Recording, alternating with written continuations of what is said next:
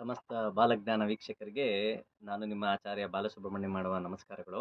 ವೀಕ್ಷಕರೇ, ಒಂದು ಉಪಯುಕ್ತಕರವಾದಂತಹ ಮಾಹಿತಿ.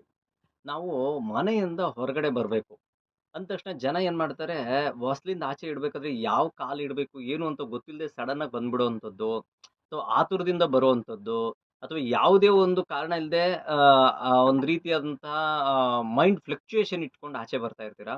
ಖಂಡಿತ ಆ ತಪ್ಪನ್ನು ಮಾಡಬೇಡಿ.